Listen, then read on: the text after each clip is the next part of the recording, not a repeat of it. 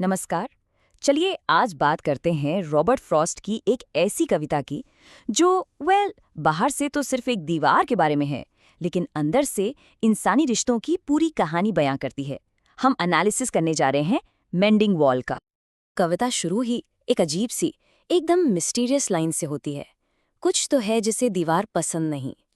और बस यहीं से आपका दिमाग घूमने लगता है ना? आखिर ये कुछ है क्या? नेचर, कोई अनजानी ताकत, या फिर हमारे ही अंदर की कोई आवाज? तो हाँ, इस कविता का जो सेंट्रल पॉइंट है, जो सारी कहानी का फोकस है, वो यही दीवार है। सोच के देखिए, एक ऐसी पत्थर की दीवार जिसे कुदरत यानी नेचर हर साल तोड़ने का कोई ना कोई बहाना ढूंढ ही लेती है। और इसी टूटी हुई दीवार की वजह से कविता के जो दो मेन कैरेक्टर्स हैं, वो हर स्प्रिंग सीजन में एक साथ आते हैं। और फ्रॉस्ट हमें डिटेल में बताते हैं कि इस दीवार के दुश्मन आखिर हैं कौन कौन। देखिए, सर्दी में जमीन के नीचे का पानी जब बर्फ बनता है ना, तो वो फैलता है और पत्थरों को अपनी जगह से हिला देता है। फिर आती है गर्मी, सूरज की तेजी से ऊपर के पत्थर चटक जाते हैं। और इतना ही नहीं, जो हंटर्स होते हैं, शिकारी, वो भी अपनी शिकार के पीछे इस दीवार को तोड़ फोड़ देते हैं। बेसिकली कोई इसे टिकने ही नहीं देना चाहता। और इसी वजह से हर साल स्प्रिंग आते ही ये दोनों पड़ोसी मिलते हैं। उनका एक ही काम होता है, इस टूटी हुई दीवार को फिर से बनाना। ये उनके लिए, आप कह सकते हैं, एक रिचुअल जैसा बन गया है। और इसी रिचुअल के दौरान हमें उनके बिल्कुल अलग अलग नजरिए, उनकी सोच का फर्क साफ दिखाई देता है। अब आते हैं कविता के नरेटर पर, यानी हमारे स्पीकर पर। वो इस पूरी परंपरा, इस पूरी दीवार के होने पर ही एक बड़ा सा क्वेश्चन मार्क लगा देता है।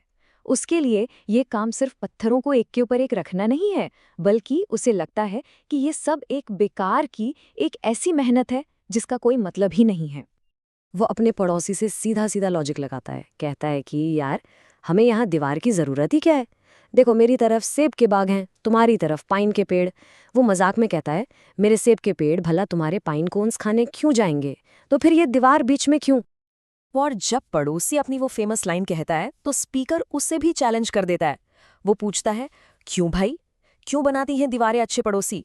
ये चीज तो वहां काम आती है ना, जहां किसी की गायें हों जो दूसरे के खेत में घुस सकती हैं। हमारे बीच तो गायें भी नहीं है। यही स्पीकर का सबसे बड़ा पॉइंट है। उसका मानना है कि कोई भी दीवार खड़ी करने से पहले हर इंसान को एक बार रुककर सोचना चाहिए। ये पूछना चाहिए कि मैं क्या चीज़ अंदर बंद कर रहा हूँ और किस चीज़ को बाहर रख रहा हूँ, और इस दीवार को बनाकर मैं किसका दिल दुखा रहा हूँ। चलिए अब जरा दीवार के उस पार चलते हैं, पड़ोसी के पॉइंट ऑफ व्यू को समझने की कोशिश करते हैं, क्योंकि वो इस पूरी सिचुएशन को एकदम अलग नज़र से देखता है। ये जो पड़ोसी है ना, ये ट्रेडिशन पर चलने वाला आदमी है। उसके लिए वही सच है जो उसके पिता ने, उसके पुरखों ने सिखाया है। वो इन बातों पर, इन रिवाजों पर सवाल नहीं उठाता, बस उन्हें फॉलो करता है। क्यों? क्योंकि भाई हमेशा से ऐसा ही होता आया है। तो स्पीकर चाहे कितने भी सवाल पूछ ले, कितने भी तर्क दे दे, कितना ही मजाक उड़ा ले, पड़ोसी के पास घूम फिरकर बस एक ही जवाब होता है, अच्छी दीवारें अच्छे पड़ोसी बनाती हैं। बस, फुल स्टॉप। उसके लिए ये एक लॉ की तरह है। और वो अपने पिता की इस कहावत से 1 इंच भी आगे सोचना नहीं चाहता।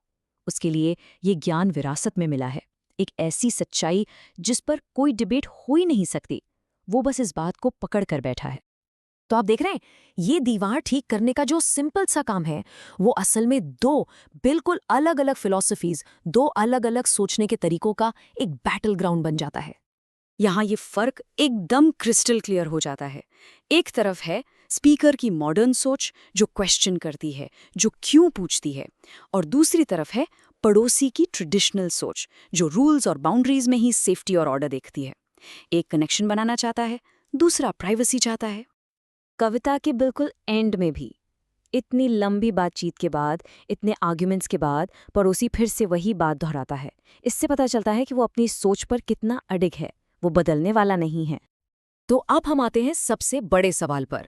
आखिर ये दीवार है क्या? किस चीज का सिंबल है?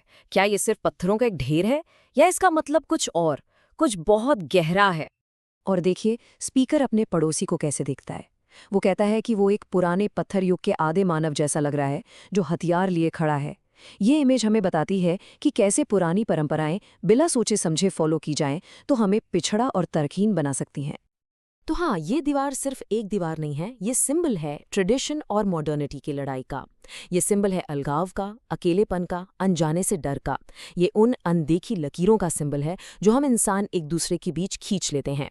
लेकिन हाँ, इसका एक दूसरा पहलू भी है, ये प्रिवेसी और ऑर्डर का भी सिंबल है। और आखिर में ये कविता आपके और मेरे लिए एक बहुत ज़रूरी सवाल छोड़ जाती है। हम अपनी ज़िंदगियों में कौन सी दीवारें बनाते हैं? सोचिए, वो कौन सी मेंटल, इमोशनल या सोशल दीवारें हैं जो हमने अपने और दूसरों के बीच खड़ी कर रखी हैं? और सबसे बड़ा सवाल, क्यों? ऐसे ही और वीडियोस के लिए सब्सक्राइब करें।